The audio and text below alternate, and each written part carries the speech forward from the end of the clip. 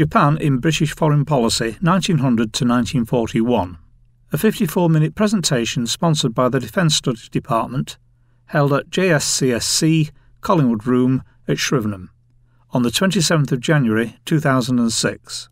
The speaker is Professor Keith Neilson, who is a member of the History Department of the Royal Military College of Canada in Kingston, Ontario, Canada. He is a graduate of Cambridge University and is Canada's leading international historian.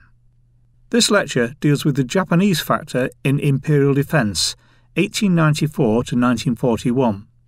It shows how Japan was originally seen as a helper in the British effort to fend off Russian encroachments in East Asia. But after the defeat of Russia in the Russian-Japanese War, Japan became a threat itself to the British Empire in the Far East. Professor Keith Neilson. Today I'm going to talk about a threat that's much less long-lasting, yet necessarily a very acute one, and that is Japan. The interesting thing about Japan is that when you look at it in any of the historiography before the First World War, if you look at Anglo-Japanese relations, they tend to be looked at in terms of, well, four things really with respect to Britain. First, the signing of the Anglo-Japanese Alliance is always looked upon as the end of British isolation and the beginning of the inevitable run-up to the First World War. And as a consequence of that, and tied in with this, it's looked at as part of the response to Germany. And this ties in nicely with views of the fleet and the like, wherein it's discussed that the Anglo-Japanese Alliance allows the British fleet to be withdrawn back to home waters in order to deal with the rising German threat. And I hope that some of the previous lectures have undermined this view of things quite nicely. If you look at the post-war period, it's what Japan ties in there is with the Washington Naval Conference, the end of the Anglo-Japanese Alliance, and of course always in discussions of defense with the issue of the defense of Singapore. And I'd like to suggest in this lecture that there's, first of all, that this literature is incomplete. In some ways it's entirely misleading, and that the Anglo-Japanese relationship is much more complicated than any of these explanations would provide. Now, if I can recap a few things that we talked about last time, Japan emerges as a regional power firstly in 1894-1895 with the Sino-Japanese War, the result of which is a Japanese victory, the Treaty of Shimonoseki, Japan's grabbing up of a substantial amount of territory, Taiwan, sort of an overseership in Korea, and of course a number of possessions on the continent beyond that. And this leads, of course, to the triple intervention of Germany, of France, and of Russia to strip away some of the results of this victory and to hand them over instead to the other European powers. The British response to this was to refuse to join the triple intervention because, from the British perspective, they saw Japan as a useful check to its European opponents in the Far East, and particularly to Russia. Now, British defense position then at the end of the century is a difficult one. It has a variety of overseas problems, and there is a tremendous push among some people that Britain must abandon its position of isolation and instead make some sort of arrangement. Some people suggesting they should join with the Germans, others, of course, that they should join in with France. For the British, this is a wide-ranging issue. Any linkage with either of the European alliances has its difficulties. This does not prevent, however, attempts being made to do so. But in 1898-99, there are a tremendous number of negotiations between Britain and Russia, which I talked about last time, the result of which is merely an agreement with respect to railways in China. But because Russia does have ambitions in the Far East, and of course has ambitions in Central Asia, Russia is unwilling to listen to British overtures with this respect. Similarly, Anglo-German negotiations fall to the ground because the German asking price is far too high. The Germans want to have Britain declare itself as either neutral in a European war or to help defend Germany against Russia, neither one of which is an acceptable price for the British. Instead, they turned to the idea of what you might call burden sharing in a modern sense. They looked towards dealing with their problems on a global level. And the place that they see is the most easily done is in the Far East. Because the British would like to isolate as much as possible their extra-European commitments from their commitments or their possible commitments in Europe. And this is driven home by the events of the Boer War and the Boxer Rebellion. The Boer War, which the British have to fight on its own, reduces Britain to the rank of a third-rate power in Europe, as was said at the time. And the Boxer Rebellion results, of course, in Russia remaining in Manchuria after the end of the Boxer Rebellion in 1902, and the ongoing threat to the position of Britain in the Far East due to the Russian competition coming from the building of the Trans-Siberian Railway. So what's the best way of dealing with this problem in the Far East? How can Britain isolate this problem in the Far East? And the thing that's chosen in all of this is the Anglo-Japanese Alliance. Now, the Anglo-Japanese Alliance should not be seen then as the end of isolation. What it really is the end of any kind of belief that Britain can defend itself globally by itself at an acceptable cost. The Boer War is very expensive and runs up all kinds of national debt, which the British find unacceptable. At least the Chancellor of the Exchequer does. So that by making an arrangement with the Japanese, you can do a number of things. You can check Russia in the Far East, and you can defer some of the costs that this would involve to do it on your own. Now, this does not mean that the British have somehow decided to end their isolation of the previous years. What it simply means is that they've made an arrangement, a temporary arrangement. Remember, the Anglo-Japanese Alliance was only a 3-year arrangement in a geographic locale which is seen as being separate from Europe. And there's a tremendous amount of debate before this is signed, incidentally, between Lord Lansdowne, the Foreign Secretary, and Arthur Balfour, the nephew of the Prime Minister, Lord Salisbury, and the Treasury Secretary over what is the proper course of things. Lansdowne argues that it is a temporary regional agreement. Balfour argues that it is not, that it would be better to make a deal with the Germans as to solve Britain's problems. But Lansdowne's position is the one that is adopted in all of this. What happens next, of course, is the Russo-Japanese War, where the Russians, of course, blame the British and the Anglo-Japanese Alliance for giving the Japanese sufficient courage to attack the Russians. But the result of the Russo-Japanese War is for the British profoundly good. The Russians have been damaged hopelessly, are much more amenable to discussions that are going to lead to the 1907 Anglo-Russian Convention, which we'll talk about. And of course, because the Russians are damaged, their threat to India drops, and their threat in the Far East collapses as well. But interestingly enough, at the same time as the negotiations at Portsmouth are going on for the end of the Russo-Japanese War, there are also the negotiations for the re-up of the Anglo-Japanese Alliance, which are taking place simultaneously. And in the British mind, these are all very much linked one to the other.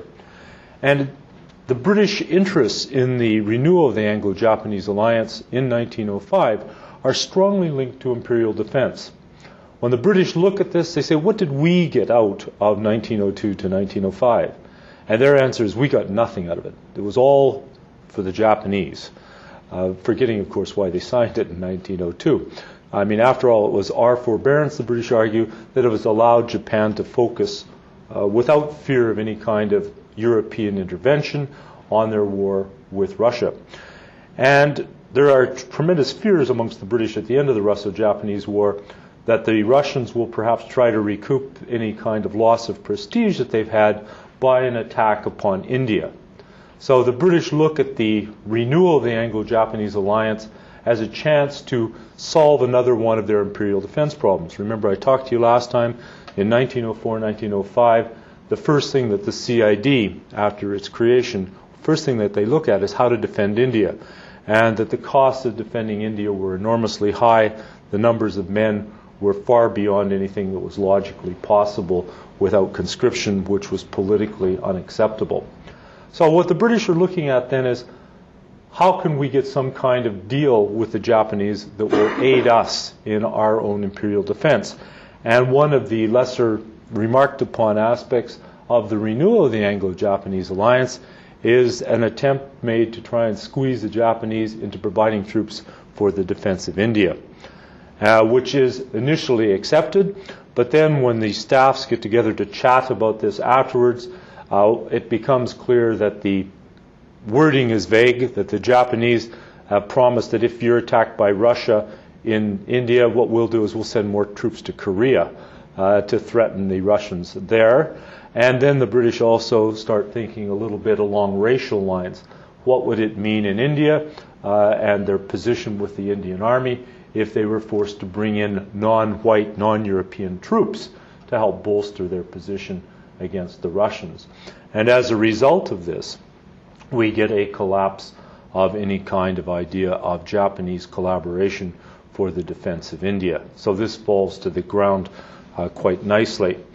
But the wider aspect of the Anglo-Japanese Alliance remains on the ground. Remember that the Anglo-Japanese Alliance was originally signed to deter the Russians.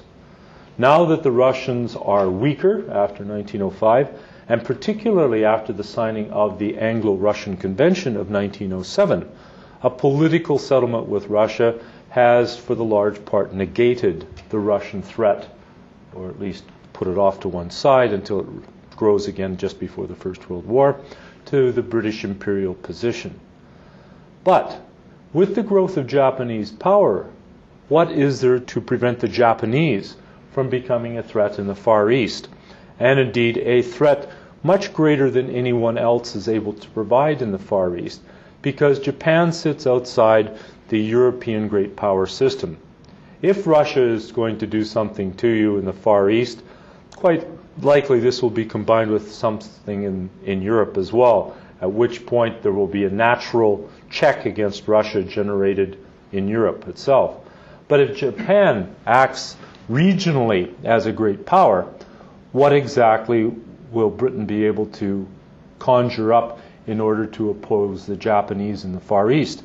And the answer is nothing at all.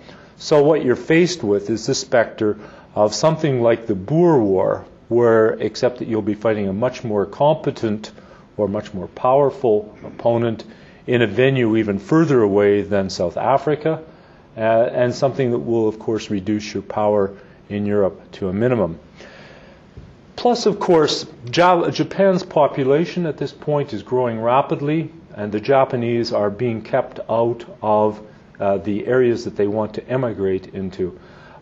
Japan is thinking about Manchuria, but also, of course, the Japanese would like to export population to places like California, to British Columbia, possibly to Australia, and into South America. And due to a combination of factors, innate racism, local opposition and the like, Japan is more and more being excluded from these areas. So what then is the natural area or the natural thing for Japan to contemplate? And that is, of course, to create a greater Japanese co-prosperity sphere even before the First World War.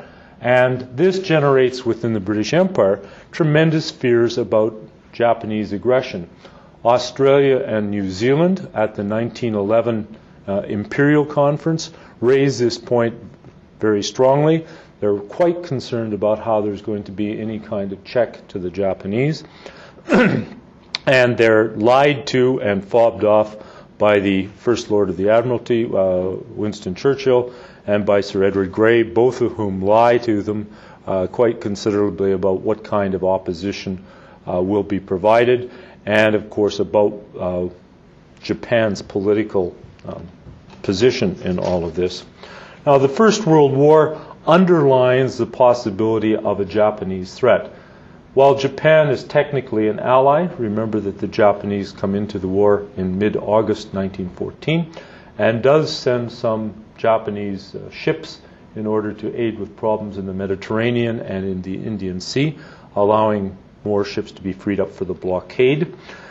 Japan also takes this opportunity to seize the German colony at Tsingtao and to try and inflict or impose a Japanese domination of China via the 21 demands in 1915, which generates a tremendous amount of anger and irritation both in Britain and in the United States.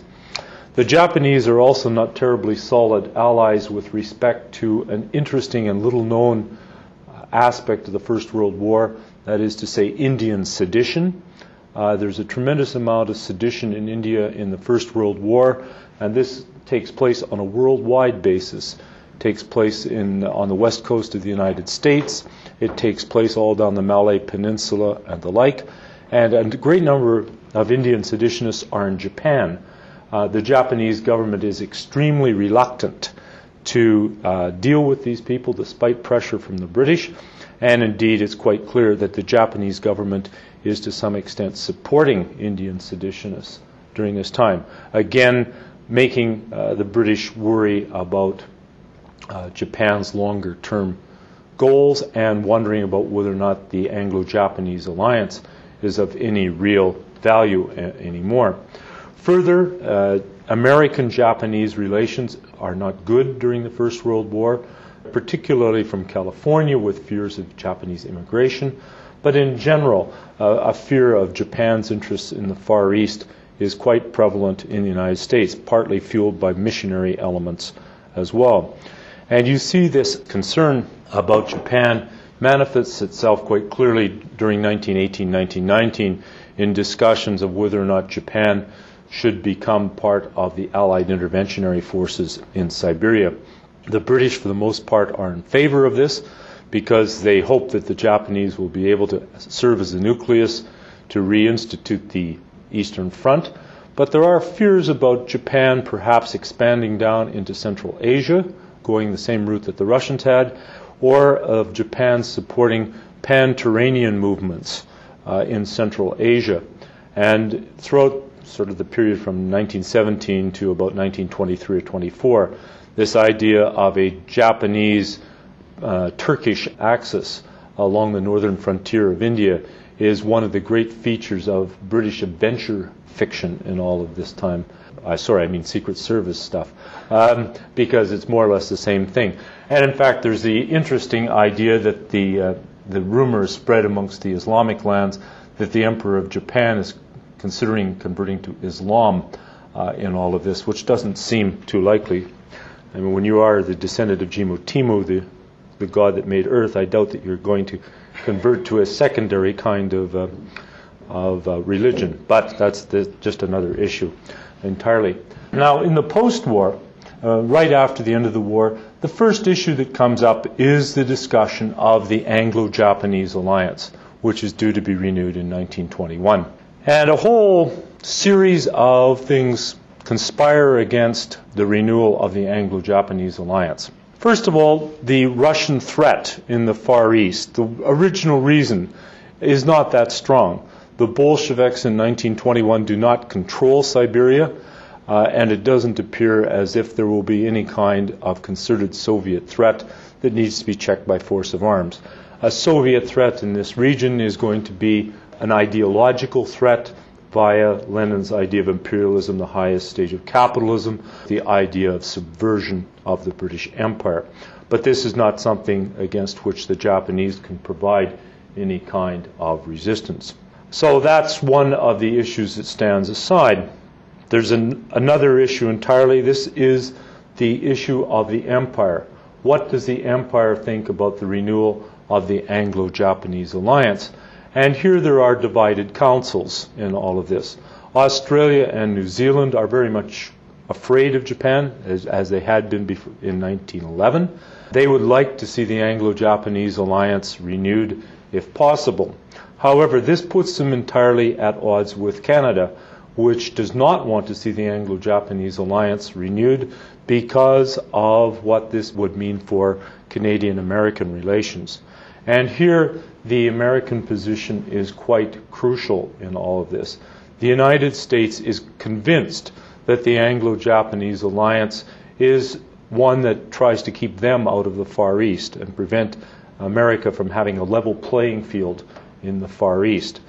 This goes hand in glove with the strong suspicions they have about Japan's attitudes in general. And this, in turn, is tied together with the idea, the problems involved for British defense with respect to the American fleet. Remember that one of the greatest problems in the First World War in Anglo-American relations has to do with the issues of blockade. The same issues that had led to the War of 1812 are even stronger during the First World War, although they, of course, do not lead to the outbreak of Anglo-American hostilities. But the Americans are very unhappy with the way that the British are able to impose a blockade upon them. In 1916, they pass a building program designed to create the fleet second to none in order to make themselves independent of this. And there's a great fear in the post-war that the Americans will indeed go for building a larger fleet, which would recreate an Anglo-American naval race similar to the Anglo-German naval race before the First World War. This would be a very expensive proposition for the British, and one, of course, that they could not win because the Americans have more money, particularly given the financial circumstances of the post-war world, the issue of war debts, the debt settlement, and the like. So the British have to weigh up in all of this is what are the costs of not renewing the Anglo-Japanese Alliance over the costs involved with respect to defense and everything else, general position in the world, with renewing it.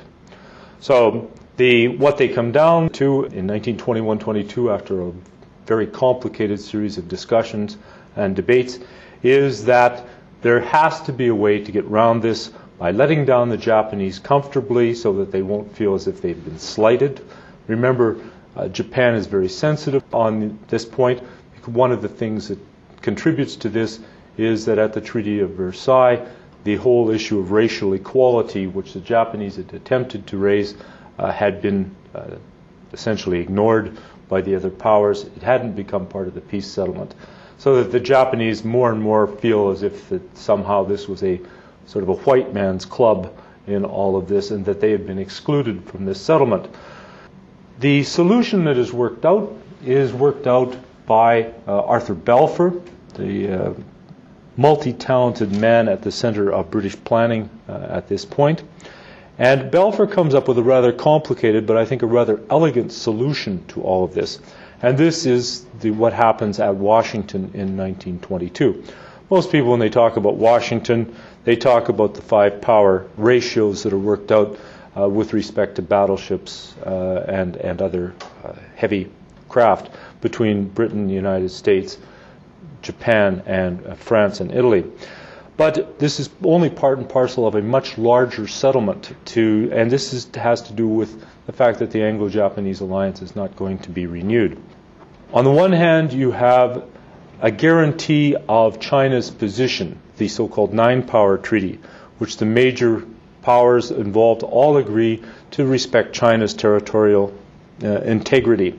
So from the British and the American perspective, this guarantees their position in the Far East. For the British, this means you don't have to renew the Anglo-Japanese Alliance in order to ensure that Japan does not become a threat to your position in the Far East. The Americans feel that they have an even playing field now, just in the same way that the 5-power treaty has given them, on paper at least, naval equality, so they don't have to build the fleet that they and spend the money that they had no intention of doing anyway. And of course, further, the 4-power treaty, which talks about fortification, which means that there will be no fortifications built north of Singapore, north of the Philippines, or west of Hawaii, gives Japan the guarantee that it will be supreme in its own area. There won't be any kind of European threat to it. It won't be coerced as it had been in 1895. It won't lose things like Tsingtao to the Germans again and the like. So if you look at the 1922 Washington settlements, all three of them taken together, you see that the British have apparently resolved all of their problems in the Far East. And they have done this, they feel, without alienating the Japanese. While the Anglo-Japanese special relationship has ended, Japan has instead been brought into the greater comity of nations by signing the 9-power, the 5-power, and the 4-power treaties. And of course, Japan is a member of the newly created League of Nations. Now, of course, this is not entirely true. There's a great deal of resentment in official circles and in naval circles in Japan about this settlement. But because Japan, from 1922 to about 1931, has a rather Pacific or internationalist kind of government, the possible problems involved in all of this do not rise up. But this does not mean that Japan ceases to be a very important part of British defense planning or ceases to have any kind of effect for British defense planning in all of this. And this is particularly true with respect to the Royal Navy. Remember that before the First World War, the Royal Navy had centered its building plans upon first the 2-power 1889 agreement, and then a series of smaller agreements, the 1-power plus 60% agreement of 1911, and the like. But after the First World War, and after the period of uncertainty that ends about 1924-25 with Locarno, the Royal Navy finds itself in a bit of a dilemma. The Washington Naval Conference has given equality and put upper limits upon building. The Navy finds itself without a plausible opponent to try and base its defense plans. What they have is the 1-power standard, excluding the Americans, that they will have a fleet equal to that other power. The most useful target, most useful opponent that the Royal Navy can come up with is Japan in this era. And they claim, of course, that in order to defend British interests worldwide, there's an absolute need for a certain number of ships, regardless of opponents, and they use Japan as the straw horse for all of this. This brings them into sharp opposition to the Treasury, who wants to cut down on defense spending and is absolutely convinced that there is no threat from Japan. It's called a lunatic's nightmare by one of the officials in the Treasury as early as 1924. And in fact, the Treasury throughout the interwar period is a firm believer, if not a return to the Anglo-Japanese Alliance, which oftentimes they are quite in favor of, but quite completely convinced that Japan is not a threat to Britain. Once again, underlying why people in the Treasury aren't terribly good at this sort of thing.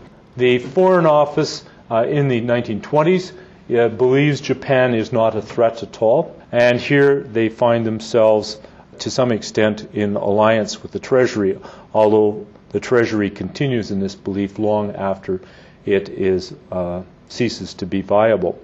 The War Office sees Japan not only as not being a threat, but as a possible ally to defend Britain's interests in China against any kind of Russian or communist aggression generally on the continent.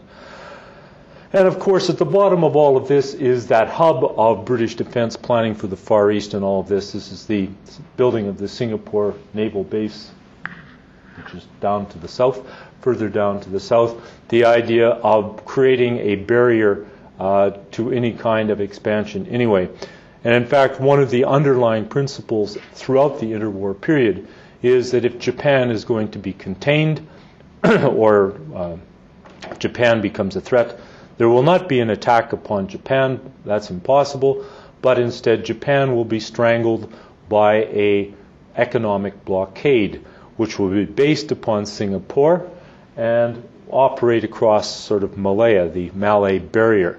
Now, of course, remember that to make this effective, you have to have good relations with the United States, because the United States, if it refuses to accept a blockade against Japan, has the power to prevent this from occurring, or would, in fact, what this would do would be to ruin Anglo-American relations. So that the whole problem of Japan becomes a very complicated one should Japan cease to be the good Japan that it is from 1918 until 1931. Now, in 1931, of course, we get the rise of what you might call bad Japan. Japan begins to act aggressively in China, which leads, of course, to the whole series of things. We can think of the war, the Pacific War, as beginning in 1931 and lasting until 1945. This is how it is in Japanese textbooks. And there's a very good logic behind all of this. This difficulty for the British in terms of defense policy becomes evident right away. In 1932, Henry Stimson, the American Secretary of State, proposes that suggests that the entire world not recognize any kind of Japanese expansion, and calls upon the British to join in.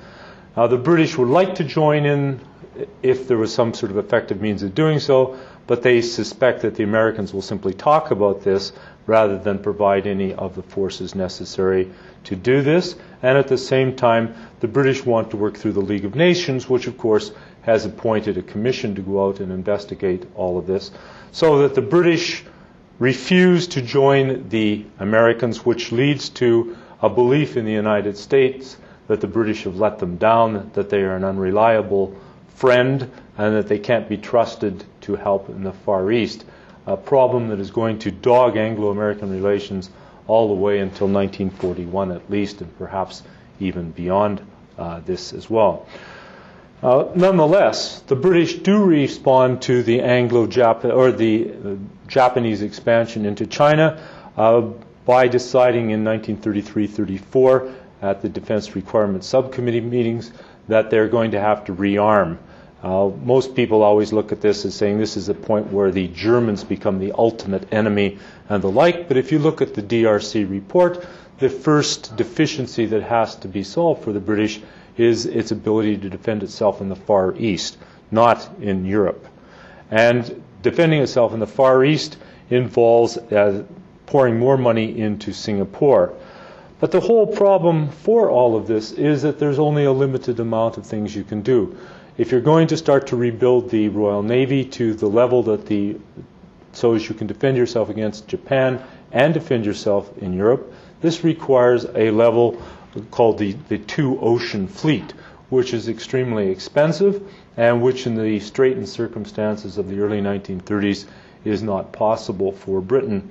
So what they decide to do is to build the so-called DRC fleet, which is a limited building program, and to focus more upon air power for deterrence against Germany at the same time. This means that once again diplomacy has to come to Britain's aid. How will you defend yourself in the Far East if you, temporarily at least, you don't have sufficient power?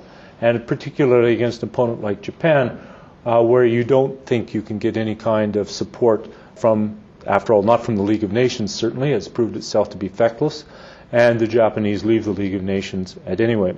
What the British decide to do is to revert to the so-called no-block policy, which Greg Kennedy has developed, which a shadowy Anglo-American Soviet alliance against Japan is tried to be placed in the Japanese mind.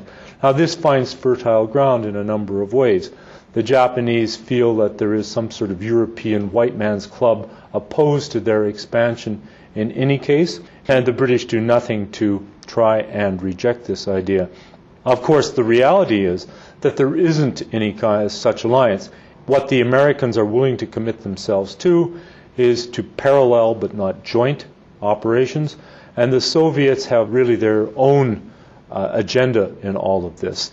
The Soviets are very much concerned about Japanese depredations in the Far East. That's why they build the Red Banner Army in the Far East, to be able to defend themselves effectively, and why they provide supplies to Chiang Kai-shek's Kuomintang contingent in order to oppose the Japanese themselves. So what we find then is the period from 1934 to 1937 that British defense in the Far East is reliant, as while building programs are underway, upon the kindness of strangers. And this reliance in the period after 1937, the period of very bad Japan indeed, after Japan launches its full-scale attack upon China in 1937, only increases. Here, of course, the historiography, when you look at it with respect to defense, is dominated by the main fleet to Singapore argument that people discuss all the time, always pushed by the whinging of the Antipodean types that they were abandoned and betrayed by the British who had promised them defense. If they had been paying any attention whatsoever, they would realize, of course, that they were going to be abandoned from the very beginning, and they would have spent some money and done something themselves to help. But that's just another issue, and I don't have an Australian to annoy in the crowd, so I'll leave it at that. But the whole issue involved here is that more and more the British find themselves reliant on the Americans. With the Soviet Union after the purges in 1937, the confidence that the British might have on the abilities of the Soviets to do much, in any case, declines quite dramatically. Although, of course, the Red Banner Army is largely immune from the purges of 1937. It's not too much later that the purges strike that group as well. So what the British find themselves discussing then is, should they send a small fleet out to the Far East with the idea of sort of showing a tooth, being able to defend themselves in that way, and encouraging the Americans to believe that they are alliance worthy. This is even more the case after 1939. Once the war breaks out in Europe, and once there is a war declared against Italy, the whole issue of the defense of Japan becomes much more peripheral. Britain lacks the ability to send supplies to all places. In 1940, if you read some of the literature about the defense of Singapore, there's arguments put forward, why didn't the British send some of the supplies that they sent to the Middle East, for example, to Singapore in order to be able to defend Singapore effectively against the Japanese?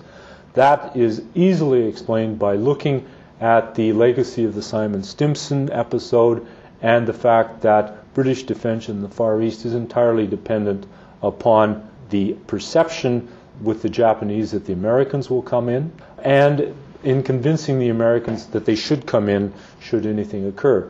It's better to lose Singapore in a fighting defense than it would be to send out insufficient force, which you can't defend Singapore with anyway, at the same time starve the Middle East, where you actually can defend yourself and make yourself look weak and feeble in American eyes, than it is to send stuff to the Far East.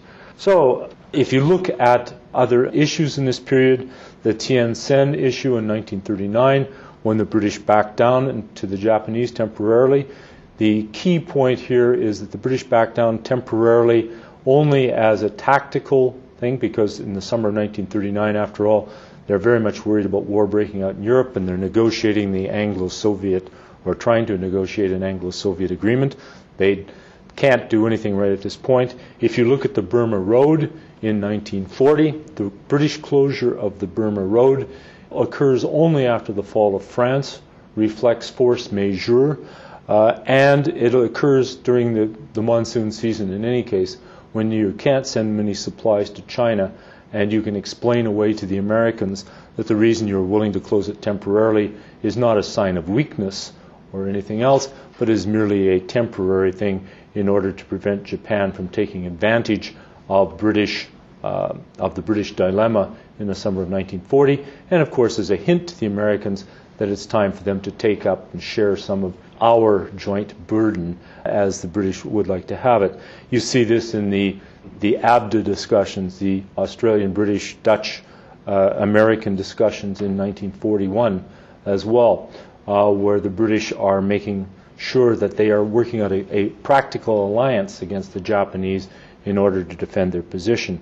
And indeed, on the 5th of December 1941, the Americans formally agree that if the British are attacked by Japan, the Americans will come in. So there is a war before Pearl Harbor, 2 days ahead. It was a Good Friday, so to speak. So if we're looking then at the impact of Japan on British defense policy, we can see that in the interwar period, for the bulk of the interwar period, Japan is the most intractable problem in British defense policy. And it's the most intractable problem. It's a much greater problem than Germany. It's a much greater problem than the Soviet Union, because it is one that has to be met out of British resources. And it reflects the problem that you have trying to deal with a power that is outside the European balance. Britain is a great power. It's not as Britain is terribly weak in the interwar period. It's that it can't be terribly strong in two places at once.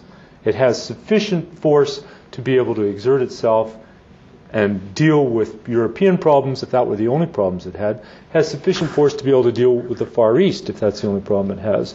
But it does not have sufficient force, and indeed it couldn't have sufficient force to deal with these two problems simultaneously. This should, I think, serve to undercut arguments that you'll find in people like Paul Kennedy and the like, that British defense policy in the interwar is due to British decline, inevitable decline, leading inevitably to the loss of empire and everything else subsequent.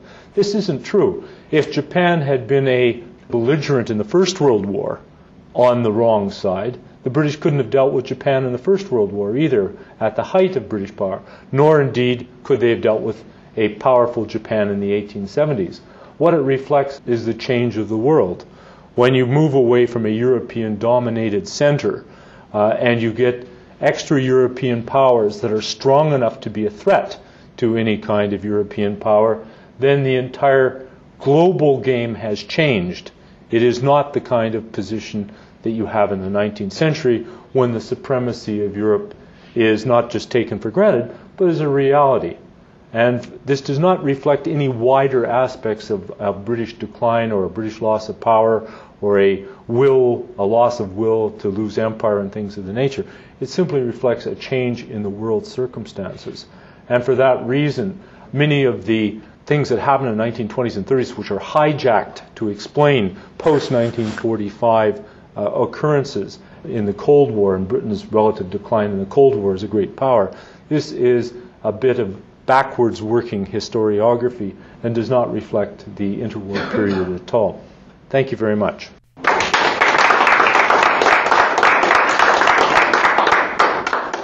Professor Nielsen was asked the following 5 questions. Question 1. France sponsored the resurgence and recreation of Russian military power. In the long run, was this a bad thing for the British? Because the France-Russian Entente formed an anti-British bloc. Well, yes, I think that's correct. If you look at Russian refurbishment after 1905, a lot of it is, of course, domestic as a result of improved harvests after 1910 and a bunch of other things. But much of it, of course, comes from French loans. And it's interesting how the French always try and tie the loans to what they want the Russians to do with them. The French loans for building railways in particular, they want the Russians to focus all of their railway building on building better railways to the front against Germany, and they're willing to tolerate ones against Austria-Hungary. But they don't want Russia to refurbish itself in the Far East. The French have very little interest in a powerful Russia in the Far East, not for a whole variety of reasons, but they're not going to lend them money to do that. Now, of course, the real fact of the matter is that this is one of the problems that economists always point out when you have a tax that is particularly tied to one project. That means that you can move all your other money from your general revenue into whatever things you want. So that Russia is able to spend money in the Far East and to improve railway building into Central Asia and all kinds of things after 1910, at the same time as being able to build these strategic railways, because the French are willing to fund the strategic railways. So in effect, it frees up more money for Russian expansion other places.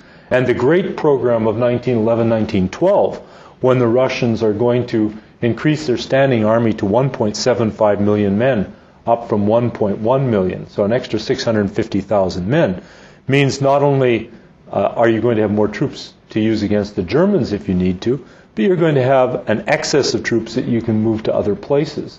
This is one of the reasons why in 1914 the Anglo-Russian Convention is crumbling as a resurgence of Russian power means that Russia is not so keen on limiting itself as it had through the Anglo-Russian Convention of 1907. And it is always, I mean, I don't want to move into Neil Ferguson country here with too much counterfactual history. It has always been my belief that had First World War not intervened, that the Anglo-Russian Convention would have not been able to be renegotiated in 1914, and that we would have seen perhaps the British moving towards a rapprochement with Germany in 1915, 1916, as a check to the growing power of the Franco-Russian combination. With the Japanese, who knows? I don't think the British would have broken up the Anglo-Japanese Alliance. In fact, perhaps the Anglo-Japanese Alliance with a Russian threat would have become even more attractive as it had been in 1902. Just don't know. I mean, that's all idle. This has been idle speculation. Wortspielerei, as the Germans would have it. But it's something to think about. And the whole idea that Europe is irrevocably frozen into the Triple Entente versus the Triple Alliance, I've tried to dispel in previous lectures. I don't believe that for a moment, or that a war with Germany is inevitable. This strikes me as being completely wrong in all cases. Question 2. Would it have been possible for Britain to adopt a policy of appeasement towards Japan in the interwar period, and would that policy have produced a better outcome? You're asking the wrong man, actually. I'm not a Japanese specialist, and that's who you'd have to ask. It's certainly the belief in the Foreign Office that there is no possible appeasement of Japan that is acceptable to Britain, that the Japanese desire after 1931 is to oust the Europeans from the Far East, that this is the Greater East Asian co-prosperity sphere, not just a Japanese empire, but also the idea of an anti-European, you can either view it as racist or you can view it as culturalist, the idea of ousting the Europeans and creating a new area, a new bloc in Asia under Japanese leadership, which will be able to compete with the Europeans. The Treasury thinks that there is. The Treasury thinks that there are moderates in Japan that you can appease and lead the Japanese back into the ways of righteousness. The Foreign Office is absolutely convinced this is not the case. The Foreign Office certainly has far better experts, people like George Sansom and the like, who know Japan, are cultural experts on Japan, and it seems to me that it is entirely unlikely. But I'm not a Japanologist. You'd have to talk to a Japanologist to get a better look in this. But I don't think it's possible at all myself. Question 3. You made a point about the Japanese-Turkish axis. Were you talking about the period of the Japanese intervention in Siberia or the period around 1915? Oh, even before that. Before the First World War, there's concern about Japanese penetration into Tibet and places like that. And it lasts, well, in some ways it lasts all the way through the interwar. They never give up on this idea that there's a Japanese threat to India via Tibet and through Afghanistan to some extent. But it has its most virulent period from 1917 to about 1924. And that's because it gets tied together with Kemal Ataturk, Mustafa Kemal. It gets tied together with communism. It gets tied together with the possibility of a German, Soviet, Japanese, Turanian effort to reverse the First World War by winning in the East what they've lost in the West. So this is its most virulent form. After about 1923, there's less and less belief in this, as the Germans seem to be coming around, at least to some extent, after the Ruhr in particular.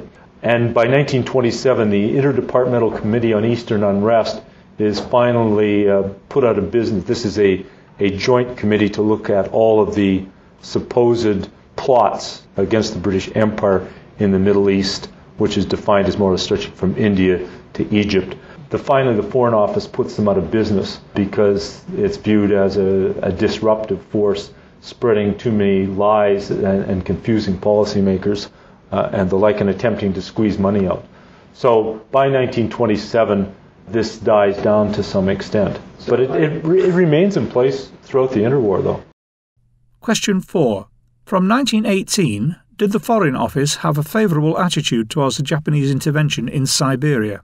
Depends on who you look at. Robert Cecil is one of the big proponents of it.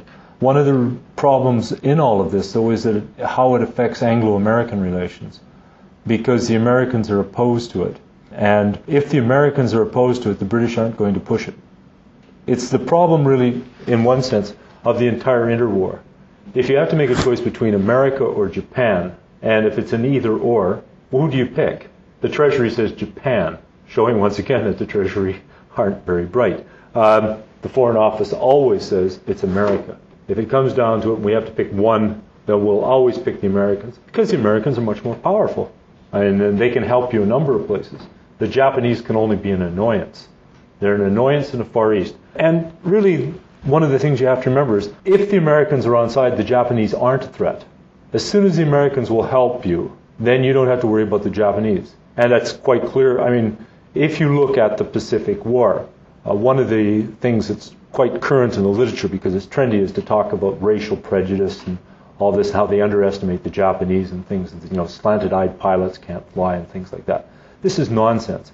And there's one or two instances where people say it. Everybody says that the Japanese army is a good army, Japanese navy is a good navy, and everybody says that the Japanese are incapable of beating Europeans because they don't have the industrial base to do it. And this is completely true. And look what the Soviet army does once it's able to focus itself on the Japanese. They run through them like a knife through butter. The problem with defeating the Japanese is simply a problem of logistics and finding a venue to do it. As soon as you can bring your industrial capabilities and your superior technology to bear, they crush the Japanese. And that's just the way it is. So it's quite a natural, logical, and sensible assumption to always pick the Americans. The Americans can help you in Europe, they can help you in a number of places, they can help you with money, they can help you with everything. Japan can't help you at all, except by ceasing to be a threat in the Far East, but they'll cease to be a threat only if you'll give them everything they want in the Far East. So that's the way it is. I mean, either you can scuttle out of the Far East entirely and just give it up, which isn't very good for your prestige, it's not very good for at least some noisy elements of your economy, or you can decide to deal with the Japanese as best you can. And if you have the Americans on side, you can deal with the Japanese very easily. The problem is getting the Americans to help. Question 5. In 1922, they were discussing whether to renew the Anglo-Japanese Alliance. Had they renewed it, what difference might that have made to the situation, and how long were they considering renewing it for? You mean for what period of time? I don't know. I think it would have been another 10-year renewal, but I'm not positive. Oh, it would have been disastrous. From an imperial perspective, this would possibly put Canada caught between Britain and the United States. The Canadians have simply said, and Shinak underlines this, empire is all very well, but we have a very long border here and a great deal of economic relations. We wouldn't ever come in on that. So that's out as far as the Canadians are concerned. So from an imperial perspective, that's not a very good thing. From an Anglo-American one, there's the issue of war debts. There's the fact that the Americans will actually build a fleet, a big fleet, or at least that's certainly believed to be the case, and make themselves thoroughly obnoxious on a whole variety of issues where you have no levers to deal with them. I mean, if you have a regional power like Japan that causes you a great deal of difficulty because you don't have any levers against them, although you do, you have at least the Soviet Union, what lever do you have against the United States, who can be a lot more obnoxious than the Japanese could ever think of being, and who you owe a great deal of money to? So I don't see how, if the Americans, and they do make it quite clear that they would regard the signing of the Anglo-Japanese as more or less a hostile diplomatic act, I don't see what choice they had.